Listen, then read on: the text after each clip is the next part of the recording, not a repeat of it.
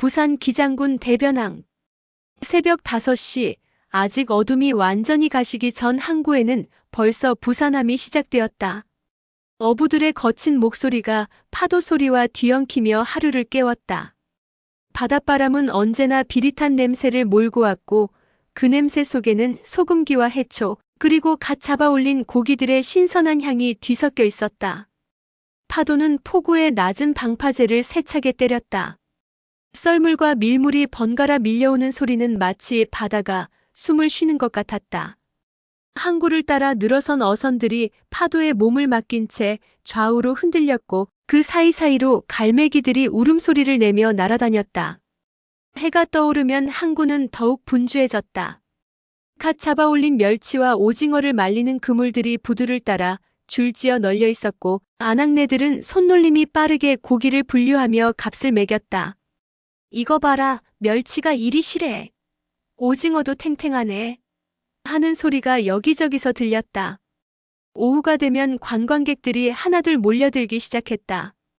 부산 시내에서 때로는 서울에서까지 일부러 찾아온 사람들이었다. 그들의 목적지는 하나같이 대변항을 따라 늘어선 횟집과 집불꼼장어 집들이었다. 저녁 무렵이면 그 집들에서 연기가 자욱하게 피어올랐다.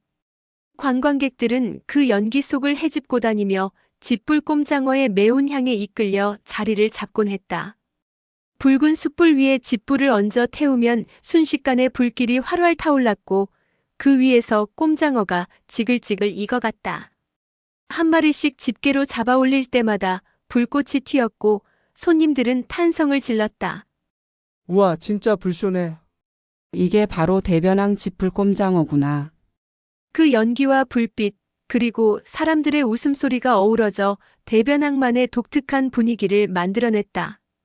그 중에서도 유난히 규모가 크고 손님이 가장 붐비는 가게가 있었다. 바로 부엌만 회장의 집불꼼장어였다. 부엌만은 이름부터 특이했다. 본명은 부족만이었지만 워낙에 먹는 것에 욕심이 많고 부엌에서 나오는 음식들을 좋아해서 언제부턴가 사람들이 부엌만이라고 부르기 시작했다.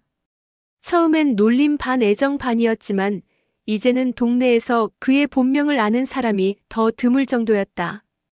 그는 대변항 상가번영의 회장이었다. 번영의 회장답게 상권의 중심을 장악한 부엌만은 장어 한 마리를 팔아도 다른 집보다 더 크게 벌어들였다. 그의 가게 앞에는 늘 줄이 길게 늘어서 있었고 예약 없이는 자리를 잡기 어려울 정도였다. 야, 부회장. 오늘도 대박이네. 지나가던 상인이 부엌만에게 엄지를 척 들어 보였다. 부엌만은 배를 두드리며 호쾌하게 웃었다. 하하. 뭐 그런 대로 먹고 살만하다 아이가. 겸손한 척하지만 그의 얼굴에는 자부심이 가득했다. 실제로 그의 가게는 대변항에서 가장 성공한 곳 중 하나였다. 서울에서까지 일부러 찾아오는 손님들이 있을 정도였고 몇몇 유명한 맛집 프로그램에도 소개된 적이 있었다. 부엌만의 성공 비결은 단순했다. 신선한 재료와 변하지 않는 맛, 그리고 무엇보다 손님을 대하는 그만의 친근함이었다. 그는 처음 오는 손님에게도 마치 오랜 친구를 대하듯 했고 단골 손님들에게는 특별한 서비스를 아끼지 않았다. 아이고, 김 사장님. 오늘도 오셨네요. 역시 우리 꼼장어 맛을 잊을 수가 없지에. 부회장님, 여기가 최고입니다. 서울에도 꼼장어 집이 많지만 여기만 한 데가 없어요. 이런 대화가 오가는 동안 부엌만의 가슴은 뿌듯함으로 가득 찼다. 그는 항구 사람들에게 늘 우두머리처럼 군림했다. 마 내가 대변을 다 미살렸다 아이가. 술이 몇 잔 들어가면 그는 을에 이런 호령을 쳤다. 과장된 면이 없지는 않았지만 실제로 그가 번영의 회장이 된 이후 대변항의 관광객이 늘어난 것도 사실이었다. 그는 각종 축제를 기획하고 언론에 홍보도 하고 시청과의 협력도 이끌어냈다. 하지만 무엇보다 그가 가장 큰 자랑으로 삼는 것은 따로 있었다. 바로 아들 정수를 부산에서 제일 좋은 대학에 보낸 일이었다. 우리 정수 말이야. 그냥 똘똘한 정도가 아니라니까. 공부도 잘하고 말도 조리 있게 하고 무엇보다 사람을 이끄는 힘이 있어. 술자리에서 그는 언제나 아들 자랑을 빼놓지 않았다. 듣는 사람들은 지겨워하면서도 부러운 마음을 감출 수 없었다. 어부나 상인의 자식들이 대부분인 이 동네에서 명문대학에 진학한 아이는 정말 드물었기 때문이다. 부엌만의 아들 부정수는 어릴 때부터 남달랐다. 대변 초등학교 3학년 일반 반장 시절부터 늘 회장 아들이라는 꼬리표가 붙어 다녔지만 그것이 전부가 아니었다. 정수는 그 꼬리표를 뛰어넘는 자신만의 능력을 가지고 있었다. 학교에서 행사가 있으면 의뢰 정수가 대표로 나갔다. 학예회든 운동회든 현장학습이든 마찬가지였다. 교장 선생님도 정수야, 내가 잘 좀 해라 하며 어깨를 두드렸고 담임 선생님들도 정수를 믿고 중요한 일들을 맡겼다.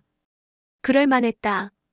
정수는 공부도 잘했고 말도 조리 있게 했다. 무엇보다 친구들을 자연스럽게 이끄는 힘이 있었다. 반에서 문제가 생기면 아이들은 먼저 정수에게 달려왔고 정수는 언제나 공정하고 현명하게 문제를 해결했다. 정수야, 걔네가 자꾸 놀린다. 정수 형, 이거 어떻게 해야 돼? 이런 일들이 일상이었다.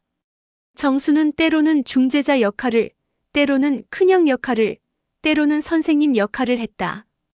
그리고 그 모든 역할을 자연스럽게 소화해냈다. 중학교에 진학해서도 마찬가지였다.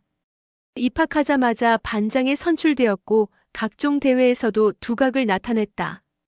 토론대회, 글짓기 대회, 심지어 수학경시 대회에서도 상을 받았다. 그런 정수를 보며 부엌만은 벌써부터 아들의 앞날을 그려두었다. 우리 정수 기장군에서는 제일 잘 나갈 끼다.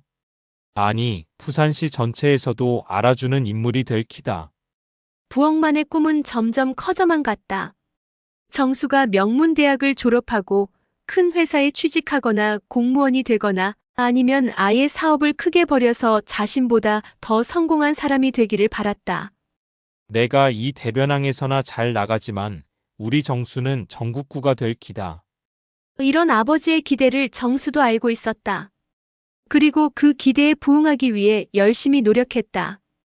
새벽에 일어나 공부하고 밤늦게까지 책상에 앉아 있는 것이 일상이었다. 하지만 그런 바쁜 일상 속에서도 정수의 마음 한편에는 늘한 소녀가 자리 잡고 있었다. 어린 시절부터 함께 자란 그 누구보다 소중한 친구이자 점점 더 특별한 존재가 되어가는 소녀가 이영순. 정수와 같은 학교, 같은 반에서 공부하던 소녀였다. 영순의 아버지는 어부였다. 대변항에서 태어나 평생을 바다와 함께 살아온 진짜 바다 사람이었다. 새벽 어둠 속에서 배를 띄우고 해질녘에 돌아와 그날의 수확을 정리하는 것이 그의 일상이었다. 손은 거칠었지만 마음은 따뜻한 사람이었고 영순을 무척이나 사랑했다. 우리 영순이는 아버지보다 훨씬 똑똑해. 공부 열심히 해서 이 바다 말고 더 큰 세상을 봐야 돼. 아버지는 늘 영순에게 이렇게 말했다. 자신은 글을 제대로 배우지 못했지만 딸만큼은 다르게 살기를 바랐다. 하지만 그런 아버지의 바람은 영순이 13살이 되던 해 여름 갑작스럽게 끊어졌다. 태풍이 몰아치던 그날 아버지는 다른 어부들과 함께 바다에 나갔다가 돌아오지 못했다. 태풍 루사가 한반도를 강타하던 그 무서운 밤이었다. 바람은 지붕을 뜯어갈 듯 불어댔고 바다는 검은 괴물처럼 포효했다. 영수는 어머니와 함께 촛불 앞에 앉아 아버지의 무사 귀환을 빌었다. 하지만 아침이 와도 그 다음 날이 와도 아버지는 돌아오지 않았다. 닷새 후 바다에서 배 조각들이 발견되었다. 아버지가 타고 나간 배였다. 하지만 사람은 끝내 찾을 수 없었다. 바다가 아버지를 영영 가져간 것이었다. 그 후로 영순의 집은 가난에 쪼들리기 시작했다. 아버지가 살아있을 때도 넉넉하지는 않았지만 그래도 하루하루 먹고 살 만큼은 벌어들였다. 하지만 이제는 수입이 완전히 끊어졌다. 영순의 어머니는 할 수 없이 해녀가 되었다. 허름한 싸구려 잠수복을 입고 바다로 뛰어들어 전복과 소라, 미역을 따는 일이었다. 바다에서 남편을 잃었지만 살기 위해서는 다시 그 바다로 들어가야 했다. 영순아, 엄마는 괜찮으니까 넌 공부나 열심히 해라. 어머니는 늘 이렇게 말했지만 영수는 어머니가 괜찮지 않다는 것을 알고 있었다. 찬물에 오래 들어가 있다 보니 어머니는 늘 거친 기침을 달고 살았고 관절도 아파서 비 오는 날이면 제대로 움직이기도 힘들어했다. 동네 사람들은 그런 어머니를 쌍과부집 작은 과부라고 불렀다. 영순의 할머니도 젊은 나이에 남편을 잃고 혼자 살았기 때문에 붙여진 별명이었다. 아직 30을 조금 넘은 젊고 고운 얼굴이었지만 바다와 가난과 슬픔이 그 고운 얼굴을 일찍 시들게 했다. 그런 힘든 환경에서 자라면서도 영수는 맑고 단정했다. 집이 가난해서 옷은 늘 낡았고 바다 냄새가 배어 있었지만 그녀의 눈빛만큼은 반짝였다. 영수는 공부를 참 좋아했다. 아버지가 살아계실 때부터 우리 영순이는 머리가 좋다는 소리를 들어왔고 실제로도 그랬다. 수업 시간에 선생님이 설명하는 내용을 한 번만 들어도 금세 이해했고 숙제도 누구보다 꼼꼼하게 해왔다. 영순아, 이거 어떻게 풀어야 하지? 영순이 이 문제 좀 가르쳐 줄래? 반 아이들은 모르는 문제가 있으면 영순에게 물어보곤 했다. 영순은 언제나 친절하게 상대방이 이해할 때까지 천천히 설명해 주었다. 선생님들도 영순을 무척 아껴했다. 영순이는 정말 공부할 제목이야. 이런 아이가 대학에 가야 하는데. 영순이 성적이면 어디든 갈 수 있을 텐데, 집안 형편이? 이런 대화를 나누는 선생님들의 목소리를 영수는 종종 들었다. 그럴 때마다 가슴 한편이 먹먹했다. 자신도 대학에 가고 싶었지만 현실은 녹록하지 않다는 것을 너무나 잘 알고 있었기 때문이다. 그래도 영수는 포기하지 않았다. 집에서 어머니가 해녀 일을 하러 나가시면 혼자 남은 집에서 열심히 공부했다. 전기를 아끼느라 촛불을 켜놓고 공부하는 날도 많았다. 언젠가는 나도 엄마를 편하게 해드릴 거야. 이것이 영순의 꿈이었다. 공부를 열심히 해서 좋은 직장을 구하고 어머니가 더 이상 찬물에 들어가지 않아도 되도록 하는 것. 그리고 아버지가 바라셨던 대로 더 큰 세상을 보는 것. 정수와 영수는 어린 시절부터 자연스레 가까웠다. 같은 동네에서 태어나고 자란 덕분에 초등학교 입학하기 전부터 서로를 알고 지냈다. 초등학교에서는 줄곧 같은 반이었고 정수가 반장, 영순이 부반장을 맡는 경우가 많았다. 그래서 학교 일을 함께하는 일이 잦았다. 교실 청소를 함께하고 학예회 준비를 함께하고 현장 학습에서도 늘 같은 조가 되었다. 영순아, 이거 어떻게 생각해? 정수야, 이렇게 하면 어떨까? 이런 대화가 자연스러웠다. 둘은 서로의 의견을 존중했고 함께 일할 때면 언제나 좋은 결과를 만들어냈다. 선생님들도 정수와 영순이가 함께하면 걱정이 없다고 말할 정도였다. 중학교에 진학해서도 마찬가지였다. 비록 다른 반이 되는 경우도 있었지만 여전히 학생의 일이나 각종 행사에서 함께하는 시간이 많았다. 그러면서 자연스럽게 두 사람 사이에는 특별한 감정이 싹트기 시작했다. 처음엔 그저 좋은 친구, 믿을 만한 파트너 정도로 생각했지만 시간이 지나면서 점점 다른 감정을 느끼게 되었다. 정수는 영순의 맑은 웃음소리를 들을 때면 마음이 이상하게 설렜다. 영순이 진지하게 뭔가를 설명할 때의 모습이 유난히 예쁘게 느껴졌다. 그리고 영순이 힘들어할 때면 자신도 모르게 마음이 아팠다. 영순도 마찬가지였다. 정수가 자신을 배려해주는 작은 행동들에 마음이 따뜻해졌다. 정수가 다른 아이들과 웃으며 이야기할 때면 은근히 질투가 나기도 했다. 그리고 정수와 함께 있을 때면 다른 때보다 더 행복했다. 두 사람은 아직 어렸지만 서로에 대한 마음을 조금씩 자각하기 시작했다. 대변항의 아이들에게는 특별한 놀이터가 있었다. 바로 바다였다. 방과 후나 주말이면 아이들은 너도 나도 바닷가로 몰려들었다. 썰물 때면 갯벌에서 조개나 게를 잡고 밀물 때면 방파제에서 낚시를 하거나 바닷물에 뛰어들어 수영을 했다. 야, 오늘 바다 들어갈 사람. 나? 나도. 이런 소리와 함께 아이들은 옷을 벗어던지고 바다로 뛰어들었다. 찬물에 몸이 닿으면 아 차가워 하고 소리를 지르지만 곧 그 차가움에 익숙해져서는 물고기처럼 헤엄쳤다. 정수도 이런 놀이에 빠지지 않았다. 아버지가 번영의 회장이라고 해서 특별 대우를 받는 것도 아니었다. 바다 앞에서는 모든 아이들이 평등했다. 하지만 정수에게는 특별한 점이 하나 있었다. 바로 영순을 항상 지켜보고 있다는 것이었다. 영순은 수영을 잘하지 못했다. 다른 아이들처럼 깊은 바다로 나가지는 못하고 항상 얕은 곳에서만 놀았다. 그런 영순을 정수는 늘 곁에서 지켜봤다. 영순아, 여기 너무 깊지 않아? 영순이 조심해. 파도가 좀 세다. 정수의 이런 배려를 영수는 고마워했다. 다른 아이들은 자기들끼리 신나게 놀기 바쁜데 정수만은 항상 자신을 챙겨줬다. 정수야, 고마워. 너는 정말 친절해. 영순의 이런 말을 들을 때마다 정수의 마음은 뿌듯했다. 여름 어느 날이었다. 아이들이 평소보다 더 깊은 바다로 나가 놀고 있을 때 갑자기 파도가 거세졌다. 영수는 미처 피하지 못하고 큰 파도에 휩쓸렸다. 으악, 영순이 물속으로 빠져들었다. 수영을 잘하지 못하는 영수는 당황해서 허우적댔다. 정수는 망설이지 않고 영순에게 달려들었다. 빠르게 헤엄쳐서 영순에게 다가가 그녀를 안전한 곳으로 데려왔다. 영순아, 괜찮아? 고마워, 정수야. 정말 고마워. 영순의 눈에는 눈물이 고여 있었다. 무서움 때문이기도 했지만 자신을 구해준 정수에 대한 고마움 때문이기도 했다. 그날 이후 두 사람의 마음은 더욱 가까워졌다. 고등학교에 진학하면서 정수와 영순의 관계는 더욱 깊어졌다. 이제는 단순한 친구 관계가 아닌 서로에게 특별한 감정을 느끼는 사이가 되었다. 방과 후에는 함께 바닷가를 걸었다.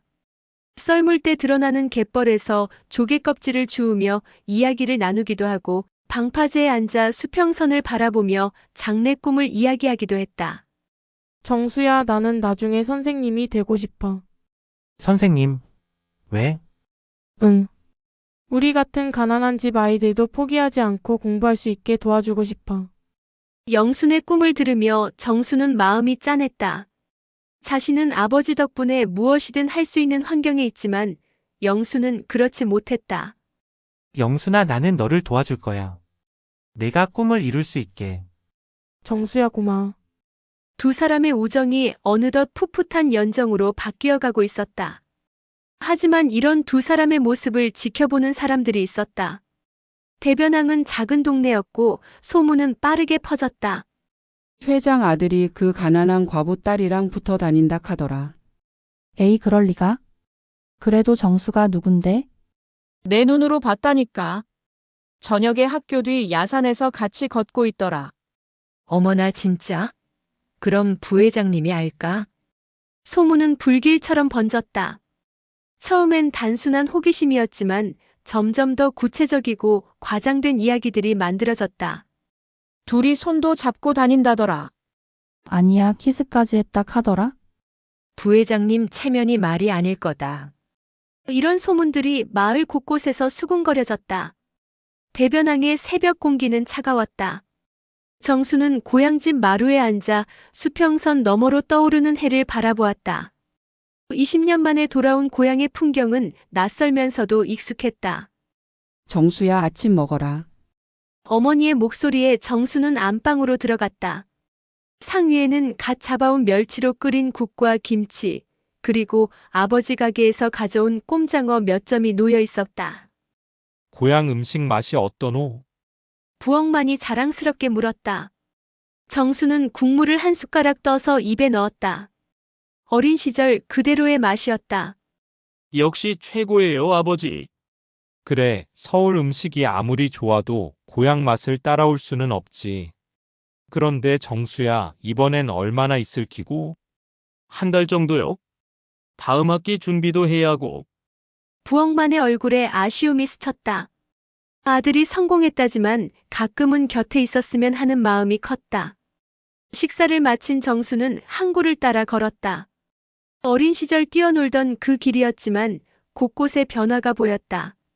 새로 지어진 펜션들과 관광객을 위한 상점들이 늘어나 있었다.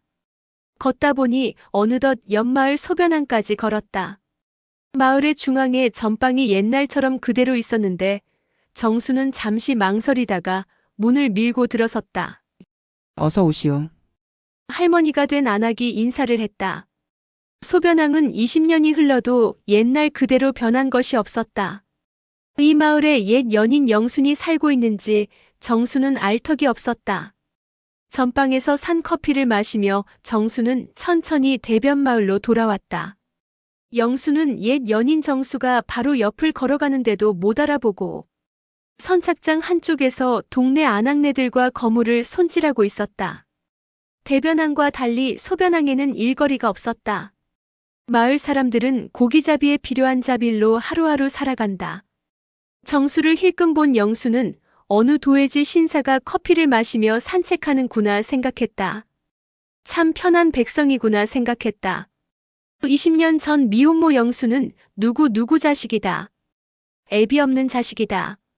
등등 고향 마을에 안 좋은 소문이 날 것을 두려워하여 여기 한적한 소변마을로 이사를 했다. 정수가 유학을 가고 슬비가 태어났다. 영수는 뱃속에 아기를 지을 수 없었다. 사랑하는 사람의 소중한 생명이다. 아버지가 있었으면 부슬비가 될 슬비는 그리하여 애비 없는 자식 이슬비가 되었다. 정수는 유학을 가고 5년이 지나도 10년이 지나도 돌아오지 않았다. 엄마를 닮은 슬비는 무럭무럭 자라서 20살이 되었다. 요즘 이슬비는 대학을 가기 위해 저축을 한다. 대변마을 정순의 집불구이에서 아르바이트를 시작했다. 정순의 집불구이는 여전히 손님들이 많다. 정식 직원들로 부족해 아르바이트의 정수까지 일손을 돕는다. 정수가 홀서빙을 하다가 아르바이트생의 손가락에 반지를 보는데 어딘가 본 듯한 낯익은 반지다. 손님이 없어 한가한 때 정수가 아르바이트생에게 커피를 한 잔 주며 이야기를 한다. 이름이 뭐니? 이슬비입니다. 집은 소변마을에 살아요. 몇 살이냐? 20살입니다. 내 아나. 네. 사장님 아드님이시라고. 박사님이시라고. 박사는 무슨? 일은 힘들지 않니? 힘들죠. 그래도 우리 마을엔 일자리가 없고 알바하려면 부산 나가야 하는데 가까운 대변에 이렇게 알바를 할 수 있으니 좋죠. 대학생이니? 아니에요. 집이 가난해서 대학 못 가요. 저축해서 등록금이 되면 대학 가려고요. 그래. 그 반지는 누가 줬니? 남자친구가 줬어. 남자친구 없어요. 그리고 요즘 누가 이런 촌스런 디자인을. 엄마 거예요. 엄마가 끼다가 요즘 안 끼고 다녀서 제가 끼고 다녀요. 아버지는 뭐 하시니?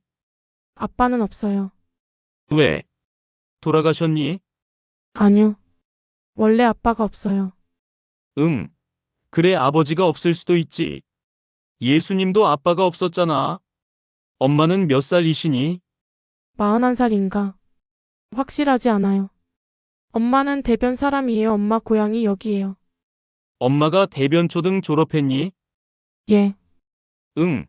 그래, 나도 대변초등 졸업했는데. 저도 대변 초등 졸업했어요. 응. 그래, 그러면 우리는 다 동문 가족들이네. 정수는 더 말을 안 한다. 이슬비가 낯설지가 않고 친근하다 했지.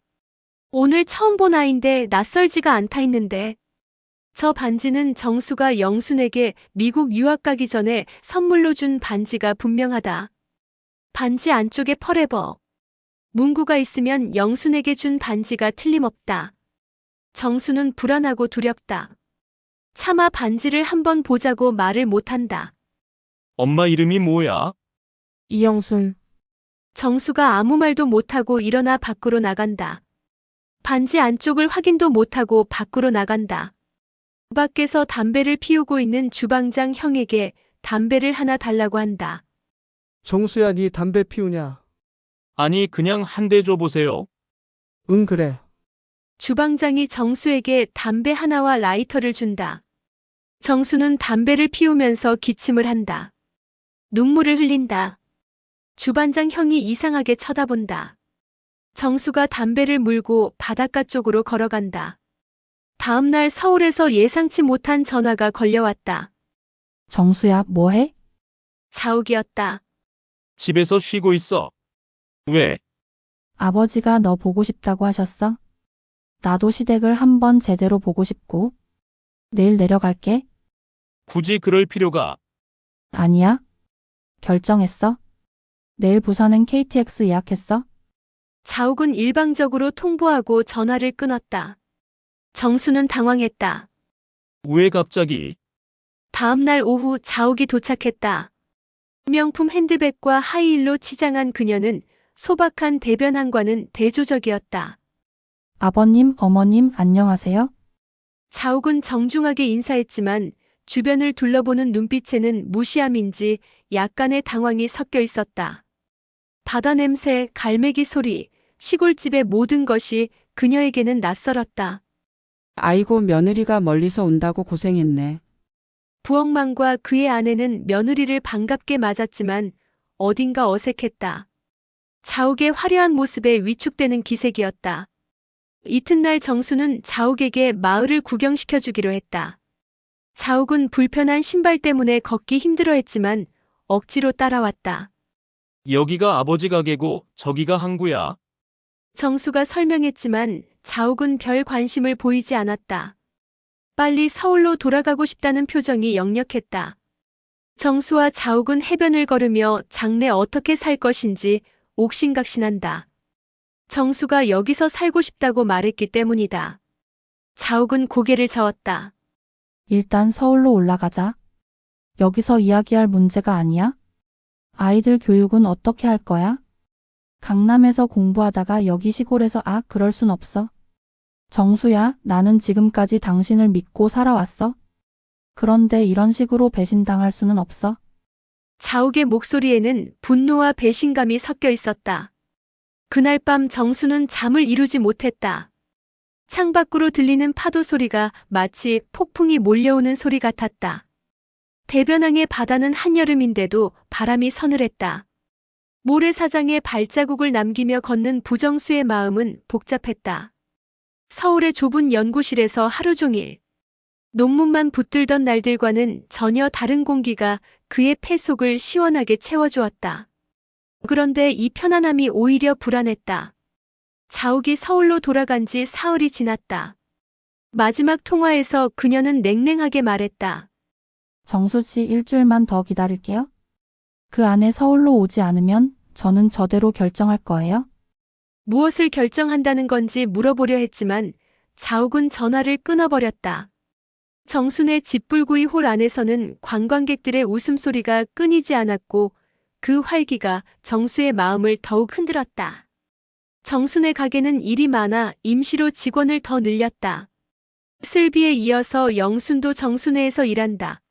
홀 구석에서 서빙을 돕고 있는 이영순의 모습이 자꾸 눈에 들어왔다. 낡은 앞치마를 메고 땀을 닦아내며 분주히 움직이는 그녀는 여전히 소박했지만 눈가에 서린 피로감이 역력했다.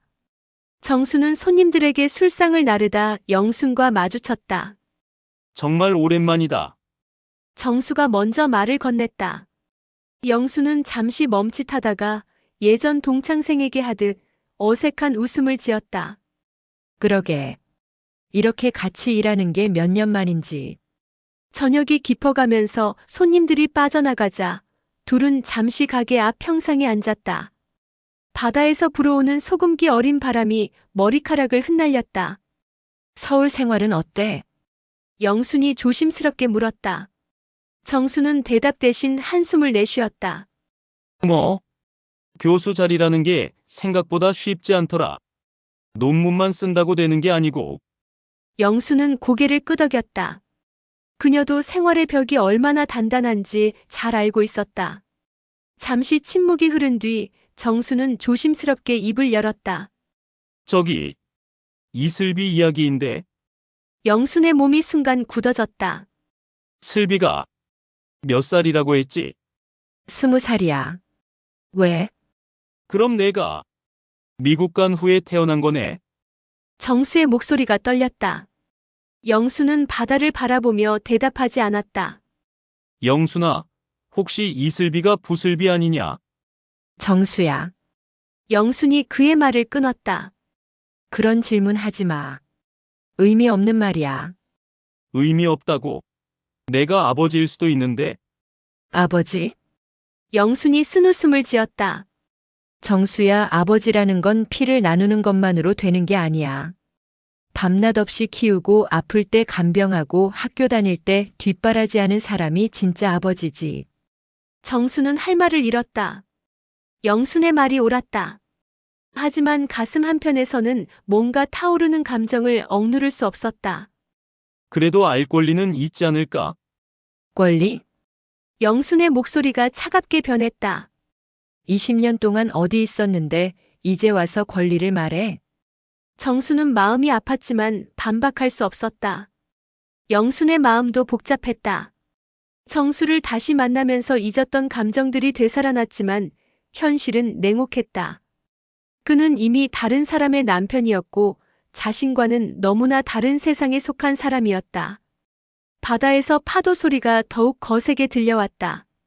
마치 폭풍이 몰려오고 있다는 경고 같았다.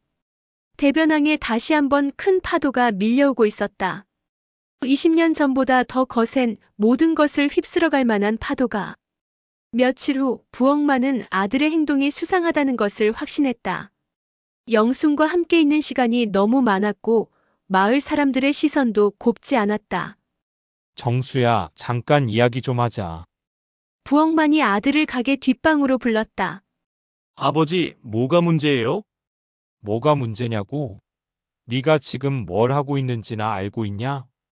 부엌만의 목소리는 단호했다. 서울에는 아내가 있고 여기서는 옛 연인이랑 붙어 다니고 이게 사람이 할 짓이냐? 아버지, 오해하지 마세요. 그냥 마을 사람들이 다 보고 있다. 회장 아들이 또 그러고 있다고 수군거리고 있어. 정수는 뜨끔했다. 20년 전에도 똑같은 상황이었다. 아버지가 20년 전에 왜 너를 미국으로 보냈는지 기억하냐? 지금도 마찬가지야. 니는 분수를 알아야 한다. 분수. 정수의 목소리에 분노가 섞였다. 영순이가 뭐가 잘못됐다고 분수를 운운하세요? 잘못된 게 아니라 너와 맞지 않는다는 거야. 너는 교수고 영순이는 그냥 시골 아낙네야. 정수는 더 이상 듣고 싶지 않았다. 방을 박차고 나가며 중얼거렸다. 똑같네. 20년이 지나도 똑같아. 대변항은 작은 마을이었다. 소문은 바람보다 빠르게 퍼져나갔다. 정수가 또 영순이랑 붙어 다닌다더라. 그 양반 아내는 뭐 하고 있냐? 서울 사모님이 어떻게 견디겠어? 시골로 시집 보낸 것도 억울할 텐데. 어부들이 모이는 선착장에서도 아낙네들이 김을 말리는 곳에서도 같은 이야기가 오갔다. 영수는 이런 시선들을 견디기 힘들었다. 장을 보러 나가면 사람들이 수군거리는 소리가 들렸고 가게에서 일할 때도 시선이 따가웠다. 엄마, 사람들이 왜 우리를 그렇게 봐? 이슬비가 물었다. 뭐가? 아까 김씨 할머니가 뭐라고 중얼거렸어. 또 시작됐다고. 영수는 마음이 무거워졌다. 아이까지 눈치챌 정도가 되었다. 이슬비는 영리한 아이였다. 어른들의 이상한 행동을 예민하게 감지했다. 특히 정수가 자신을 보는 눈빛에 뭔가 특별한 것이 있다는 걸 알았다. 엄마, 정수 아저씨가 이상해. 뭐가? 나를 볼 때 눈이 이상해. 다른 어른들과 달라. 영수는 가슴이 철렁했다. 그냥 너를 좋아하시나 보다. 아니야. 뭔가 다른 것 같아. 마치 슬비가 말을 멈췄다. 마치 뭐? 마치 나를 알고 있는 것 같아. 오래전부터. 영수는 더 이상 대화를 이어가고 싶지 않았다. 이슬비, 괜한 생각하지 마. 공부나 해. 하지만 아이의 의무는 쉽게 사라지지 않았다. 서울에서 자욱은 분노에 차 있었다. 시댁 방문에서 본 것들이 머릿속을 떠나지 않았다. 당신 도대체 언제 올라올 거예요? 애들은 학원에 보내야 하고, 나도 강남 집에서 혼자 얼마나 힘든데. 자욱의 목소리는 전화기 너머로 날카롭게 울렸다. 정수는 변명처럼 말했다. 아버지가 연세도 있고 장사도 많이 바빠. 이번 여름만이라도 좀 도와드리자. 여름만? 벌써 2달째예요? 교수 자리 못 얻는다고 이러고 있는 거예요? 대체 왜 결혼했는지 모르겠네. 자욱은 결심했다. 장인인 김건희 교수를 찾아갔다. 아버지 정수가 이상해요? 뭐가? 고향에 가서 돌아올 생각을 안 해요. 저는 그런 시골에서 살 수 없어요. 지쳤다고 고향에서 살고 싶대요. 시아버지 가게를 자기가 물려받아 장사를 하겠대요. 김건희의 얼굴이 굳어졌다. 정말이라면 큰일이구나. 내가 추천해서 들어간 대학들이 많은데 아버지 뭔가 조치를 취해주세요. 김건희는 잠시 생각하더니 고개를 끄덕였다. 알겠다. 내가 직접 나서겠다. 다음 날 정수에게 급한 전화가 걸려왔다. 정수군 김건희입니다. 아, 교수님. 안녕하세요. 지금 어디 있나? 고향에 잠시. 당장 올라오게. 중요한 일이 있어. 김건희의 목소리는 차갑고 단호했다. 무슨 일인지. 전화로는 안 되겠어. 내일까지 서울로 와. 전화가 끊어진 후 정수는 불안해졌다.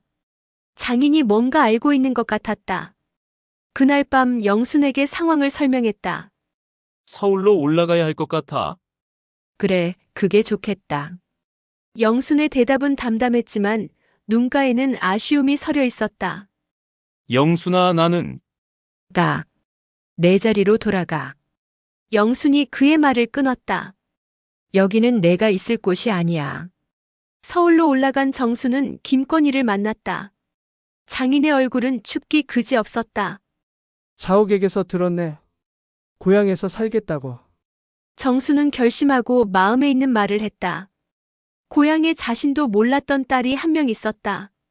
20년을 애비 없는 자식으로 살았는데 이제 그럴 수가 없다.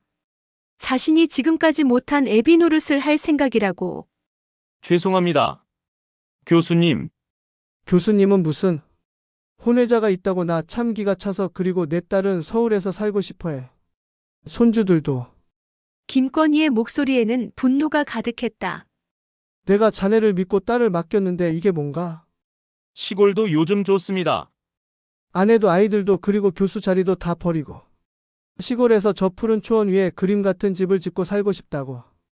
혼외자랑 같이 살고 싶다고 그러면 서울 식구들은 어떻게 할 건가? 같이 살 건가 따로 살 건가? 두 집 살이 할 거야. 나는 반댈세. 자욱이도 반대고 진영이 민정이도 반대고. 네, 잘 알겠습니다. 정수는 고향으로 내려왔다. 그리고 영순을 만났다. 이슬비 호적을 부슬비로 바꾸겠다고. 애비 없는 자식에서 아빠에게 사랑받는 딸로 만들겠다고. 그래도 마찬가지야. 넌 이미 다른 가정이 있고 나는 여기서 내 삶을 살고 있어. 영순이 일어나며 말했다. 그날 밤 대변항에는 실제로 태풍주의보가 내렸다. 바람이 세게 불기 시작했고 파도가 거세졌다. 부엌만은 아들의 심각한 표정을 보고 뭔가 큰일이 일어나고 있다는 것을 알았다. 정수야, 괜찮냐? 내 아버지. 뭔 일이 생긴 거 아니냐? 정수는 대답하지 않았다. 창밖으로 바람 소리가 점점 커졌다.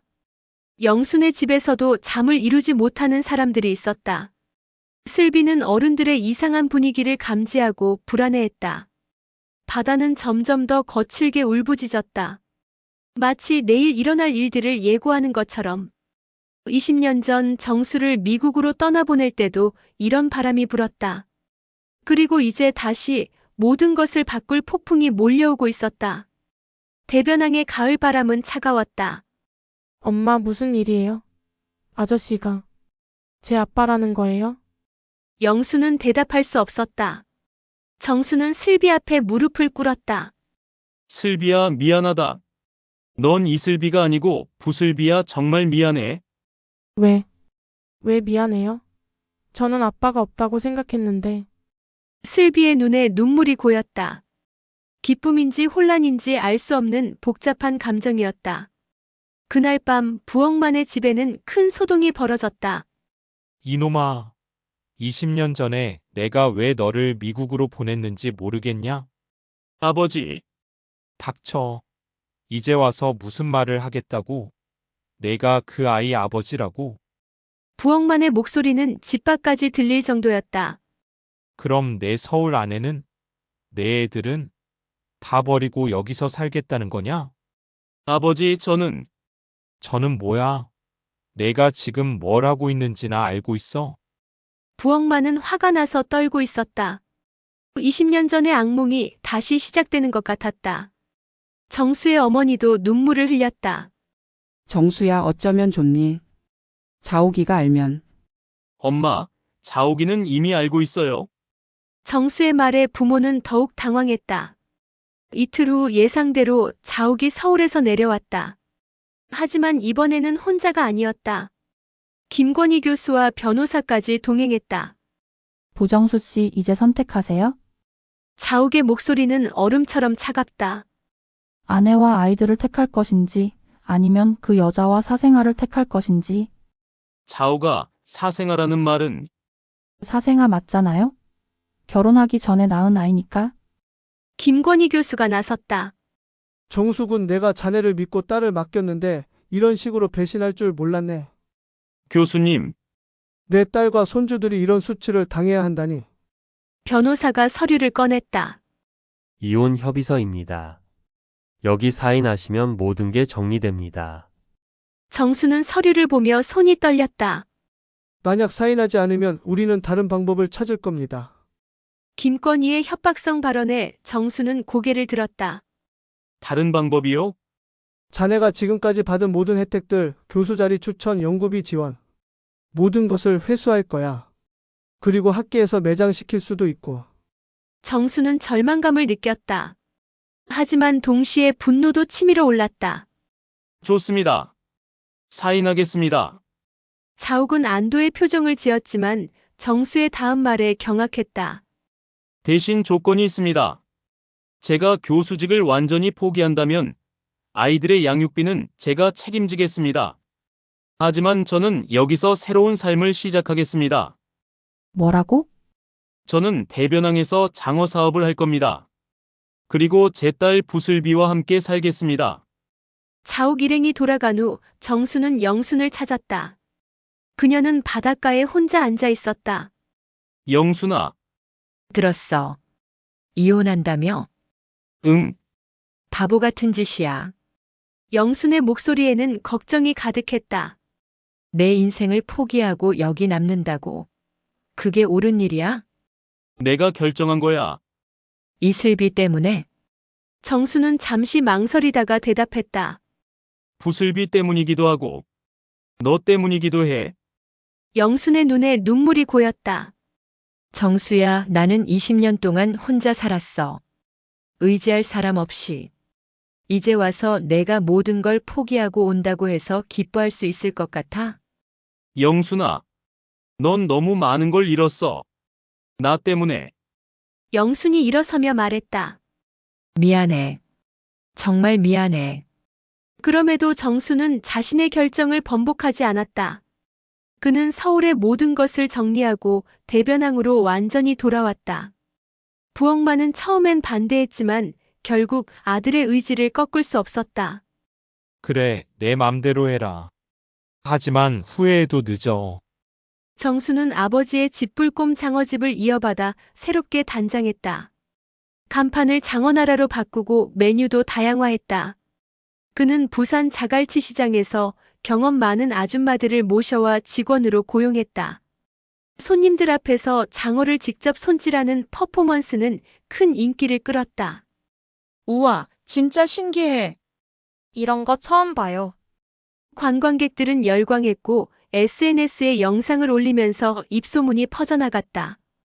정수는 조심스럽게 부슬비와의 관계를 만들어갔다. 20년의 공백을 하루아침에 메울 수는 없었지만 서로 노력했다. 아저씨. 아니, 아빠?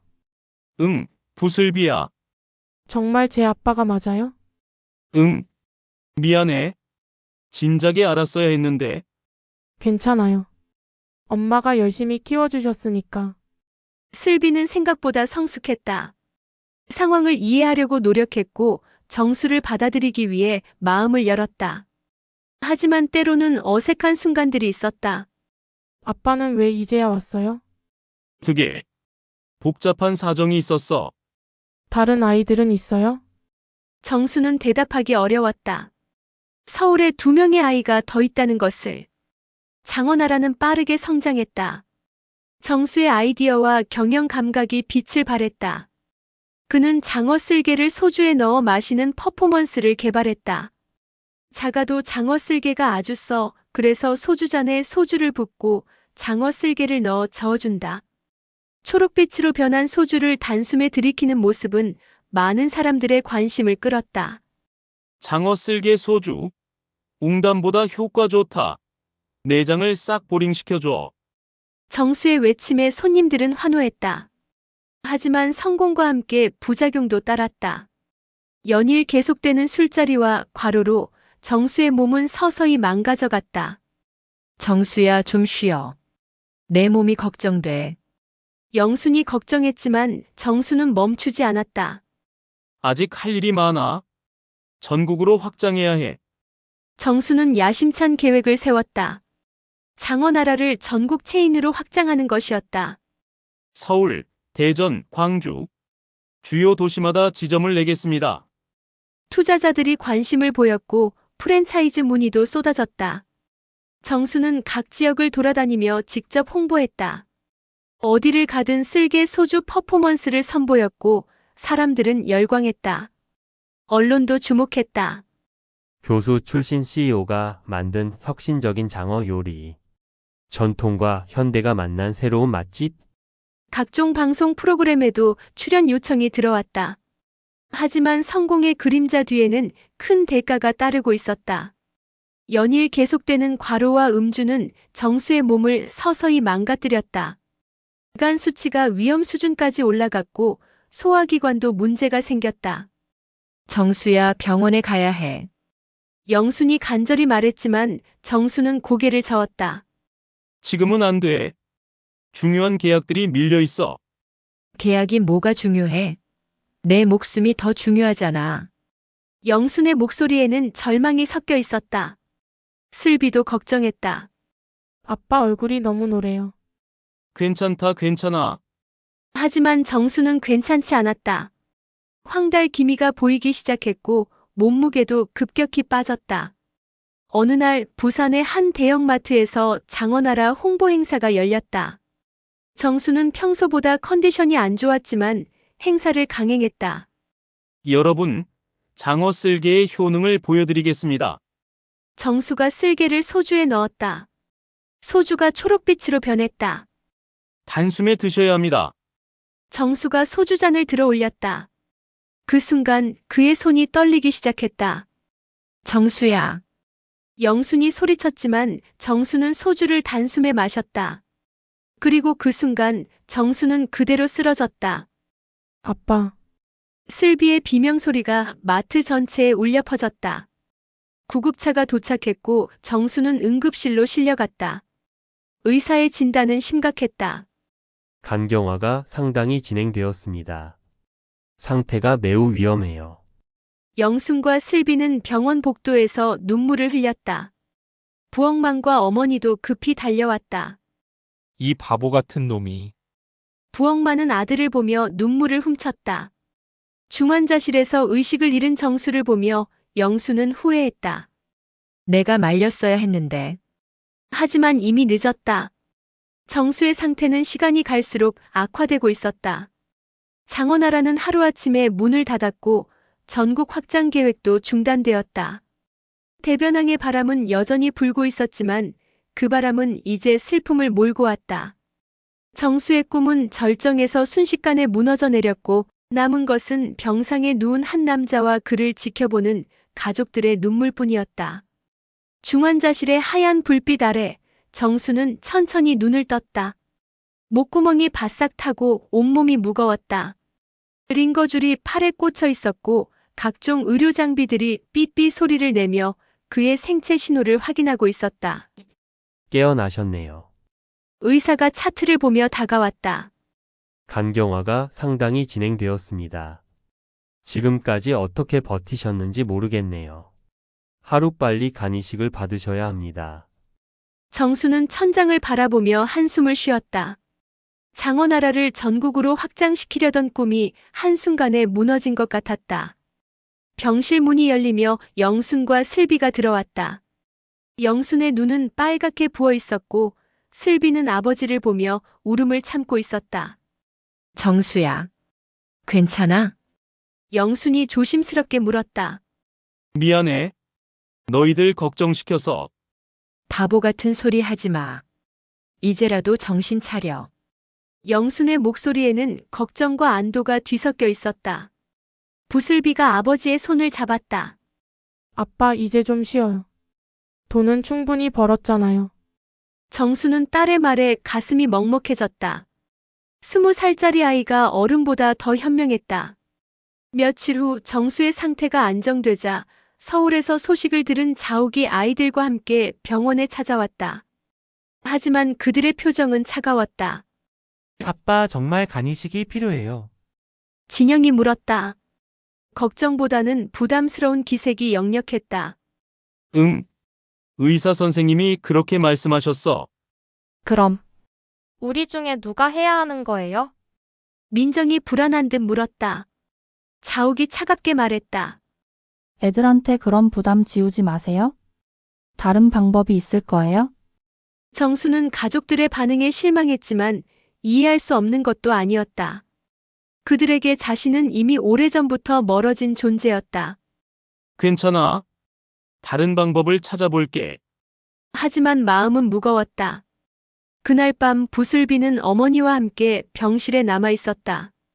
아버지가 잠든 사이 모녀는 조용히 대화를 나누었다. 엄마 제가 간을 줄 수 있을까요? 영수는 깜짝 놀랐다. 슬비야, 무슨 소리야? 넌 아직 어린애잖아. 아니에요. 저도 검사 받아보고 싶어요. 만약에 맞으면 안 돼. 그런 위험한 일을 어떻게? 엄마 아버지가 죽으면 안 돼요. 저는 이제야 아빠를 만났는데 부슬비의 눈에는 결연한 의지가 담겨 있었다. 제가 살린 거나 마찬가지예요. 아빠가 건강해지면 영수는 딸의 말에 가슴이 아팠다. 이런 어려운 결정을 20살 아이가 해야 한다는 것이. 검사 결과는 기적적이었다. 부슬비와 정수의 간 적합성이 거의 완벽했다. 의사도 놀랄 정도였다. 정말 드문 경우입니다. 부모와 자식 간에도 이 정도로 맞는 경우는 흔하지 않아요. 하지만 문제가 있어요. 부슬비가 아직 20살이라. 법적으로는 가능하지만 윤리적인 문제가 있습니다. 아이가 정말 자발적으로 결정한 것인지. 정수는 거절하려 했다. 안 돼. 슬비는 아직 어려. 내가 다른 방법을 찾을게. 하지만 부슬비는 단호했다. 아빠 저는 제 의지로 하는 거예요. 아무도 시키지 않았어요. 수술은 성공적으로 끝났다. 정수와 부슬비 모두 회복실에서 깨어났을 때 의료진들은 안도의 표정을 지었다. 정말 잘 되었습니다. 두 분 다 건강하게 회복하실 거예요. 정수는 옆 침대에서 힘들게 숨쉬고 있는 딸을 보며 눈물을 흘렸다. 부슬비 정말 미안하고 고마워. 아빠가 살아있으면 되는 거예요. 부슬비의 목소리는 약했지만 따뜻했다. 영수는 두 사람을 번갈아 보며 조용히 울었다. 20년 만에 이뤄진 부녀의 인연이 이렇게 깊어지는 것을 보니 가슴이 벅찼다. 몇 달 후 정수와 부슬비는 모두 건강을 회복했다. 정수는 예전과 같은 무리한 일정을 소화할 수는 없었지만 새로운 방식으로 사업을 이끌어갔다. 장원아라는 여전히 인기가 높았다. 정수의 이야기가 언론에 알려지면서 더 많은 사람들이 찾아왔다. 딸이 아버지를 살린 감동적인 이야기는 많은 이들의 마음을 움직였다. 이제는 부슬비가 제 동반자입니다. 정수는 인터뷰에서 자랑스럽게 말했다. 제가 몸이 아프니까 딸이 많은 일을 도와주고 있어요. 정말 기특해요. 부슬비는 이제 대학생이 되었지만 수업 후에는 가게를 도왔다. 손님들 앞에서 장어를 굽는 일까지는 하지 않았지만 주문을 받고 서빙하는 일에는 능숙했다. 어느 저녁 대변한 가게에서 마지막 손님을 보낸 후 정수, 영순, 부슬비는 함께 앉아 식사를 했다. 정수야, 이제 우리가 진짜 가족 같지? 영순이 웃으며 말했다. 응. 이제야 제대로 된 아버지가 된 것 같아. 정수도 웃었다. 예전처럼 화려하지는 않았지만 마음은 훨씬 편안했다. 아빠 서울 가족들은 언제 와요? 부슬비가 물었다. 글쎄. 바쁠 거야. 정수는 애매하게 답했다. 사실 서울의 자녀들과는 거의 연락이 끊긴 상태였다. 그들은 여전히 정수의 선택을 이해하지 못했고 부슬비를 인정하려 하지 않았다. 하지만 정수는 더 이상 상처받지 않았다. 진정한 가족이 누구인지 이제 알게 되었기 때문이다. 부엌만은 아들의 변화를 지켜보며 점차 마음을 열기 시작했다. 처음에는 손잡벌되는 부슬비를 어색해했지만 아이의 착한 마음씨와 효심을 보며 점점 애착을 느끼게 되었다. 부슬비 할아버지한테 와. 부엌만이 슬비를 부르며 용돈을 쥐어줬다. 공부 열심히 해서 아버지보다 더 훌륭한 사람이 되어라. 네, 할아버지. 열심히 할게요. 부슬비는 밝게 대답했다. 정수는 이런 모습을 보며 흐뭇해했다. 아버지가 부슬비를 받아들인다는 것은 자신의 선택을 인정해준다는 의미였다. 장원하라는 더 이상 무리한 확장을 하지 않았다. 대신 기존 매장들의 품질을 높이고 안정적인 수익을 내는데 집중했다. 정수는 직원들에게 권한을 많이 위임했다. 자신이 모든 것을 직접 해야 한다는 강박에서 벗어난 것이다. 대표님이 편찮으신 덕분에 저희가 더 성장할 기회를 얻었네요. 매니저가 농담 반 진담 반으로 말했다. 그래. 내가 너무 앞에 나서려고 했나 보네. 정수도 웃으며 답했다. 사업은 오히려 더 안정적으로 돌아갔다. 정수의 카리스마에만 의존하던 예전과 달리 이제는 시스템으로 운영되고 있었다. 몇 년이 흘렀다. 부슬비는 대학을 졸업했고 장원하라의 미래를 준비하고 있었다. 정수와 영수는 정식으로 결혼했고 평범하지만 행복한 부부가 되었다. 어느 저녁 대변항 바닷가에서 세 가족이 함께 산책을 하고 있었다. 아빠 예전에는 이런 여유가 없었죠? 부슬비가 물었다. 그래. 그때는 너무 바빴어. 지금 생각해보니 정말 바보 같았지. 정수가 웃으며 답했다. 하지만 그 덕분에 지금 우리가 편하게 살 수 있는 거 아닐까? 영순이 말했다. 그것도 그러네. 세 사람은 나란히 걸으며 바다를 바라보았다. 파도 소리가 마음을 평안하게 해줬다. 대변항의 바람은 여전히 불고 있었다. 하지만 이제 그 바람은 차갑지 않았다. 따뜻한 가족의 사랑을 실어 나르는 바람이었다. 멀리서 장원하라 간판에 불빛이 보였다. 화려하지는 않았지만 그 불빛은 한 가족의 새로운 시작을 상징하는 것 같았다. 정수는 딸의 어깨에 손을 올리며 말했다. 부슬비, 앞으로도 이렇게 함께 살자. 네, 아빠. 저도 그러고 싶어요. 세 사람의 그림자가 바닷가 모래사장에 길게 드리워졌다. 그 그림자들은 마치 하나로 연결된 것처럼 보였다. 대변항의 바람이 그들의 머리카락을 부드럽게 흔들었다. 이제 그 바람은 새로운 시작을 알리는 따뜻한 바람이었다.